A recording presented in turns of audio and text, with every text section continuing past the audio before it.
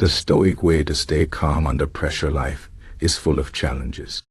Every day, we face situations that test our patience, our strength, and our calm. A difficult boss, a stressful job, family problems, financial worries. These things can make us feel like we are losing control. But what if there was a way to stay calm no matter what happens? What if we could face pressure without breaking? The ancient Stoics believed this was possible. Their philosophy teaches us how to remain steady, no matter how hard life pushes against us. This is the Stoic way to stay calm under pressure. Let me tell you a story. Imagine a man named Marcus. He was not a philosopher or a king, just an ordinary person like you and me. He worked in a busy office with deadlines, demanding clients, and a manager who seemed impossible to please. Every day, Marcus felt the weight of stress pressing down on him. He would come home exhausted, his mind racing with worries about the next day.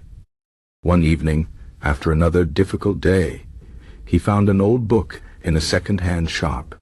It was called Meditations, written by the Roman Emperor Marcus Aurelius. Curious, he began to read. The words were simple, but their meaning was deep. Marcus Aurelius wrote about control, about what we can change and what we cannot. He said that most of our suffering comes not from the events themselves, but from our thoughts about them. This idea struck Marcus. He realized that he had been spending all his energy fighting things he could not control: his boss's temper, the demands of his job, even the traffic on his way to work. But what if he focused only on what he could control? His own actions, his own reactions, his own mind. The next day, Marcus decided to try. When his boss shouted at him, instead of reacting with anger or fear, he took a deep breath. He reminded himself that his boss's mood was not in his control, but his response was. He stayed calm, answered politely, and focused on his work. To his surprise, the situation did not escalate as it usually did. His boss, confused by his lack of reaction, moved on. Over time, Marcus practiced this Stoic principle more and more. When a project deadline was moved unexpectedly, he did not panic. Instead, he asked himself, "I change this?" If the answer was no, he accepted it and focused on what he could do, working efficiently, communicating clearly, adjusting his plans. He began to see that much of his stress came from resisting things he had no power over. But Stoicism is not just about accepting what we cannot change. It is also about preparing for challenges before they come.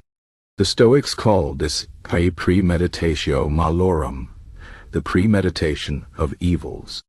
They would imagine the worst-case scenarios in their minds, not to fear them, but to be ready for them. Marcus started doing this too. Before important meetings, he would ask himself, what is the worst that could happen? If the presentation went badly, if the client was unhappy, what then? By facing these possibilities in his mind, he realized they were not as terrifying as he had believed. And when difficulties did arise, he was ready. Another key Stoic idea is the difference between perception and reality. We often suffer not because of what happens, but because of how we interpret it.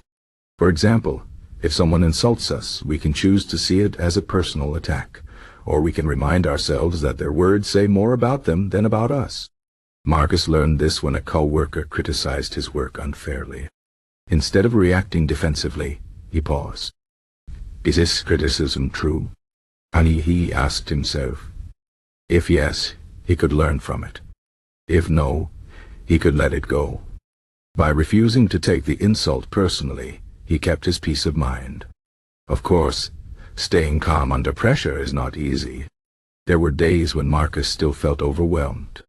But Stoicism does not demand perfection, only effort. Every time he failed, he would reflect on what had happened, learn from it, and try again. He kept a small journal, writing down his thoughts each evening, just as Marcus Aurelius had done. This helped him see his progress and stay focused on his goal. One of the most powerful lessons Marcus learned was the value of perspective. The Stoics believed that we should often remind ourselves of the bigger picture. When we are stressed, our problems feel huge, but in the grand scheme of life, they are small. Marcus began to practice this by looking at the sky at night. Under the vastness of the stars, his worries seemed less important. He also read about people who had faced far greater hardships, illness, war, loss, and yet had remained strong. This taught him gratitude for what he had, and courage for what lay ahead. Over time, Marcus changed. He was still the same person, with the same job and the same challenges, but he was no longer ruled by them. He had discovered the Stoic secret. Calmness is not the absence of pressure, but the ability to remain steady within it. This is the gift of Stoicism. It does not promise a life without difficulties, but it teaches us how to face them with strength and clarity. The next time you feel pressure rising, when the world feels chaotic, when stress tightens its grip, remember the Stoic way. Focus on what you can control. Prepare for challenges before they come. Separate perception from reality. Keep perspective. And most of all, choose calm. Because in the end, the storm outside does not matter, only the peace within.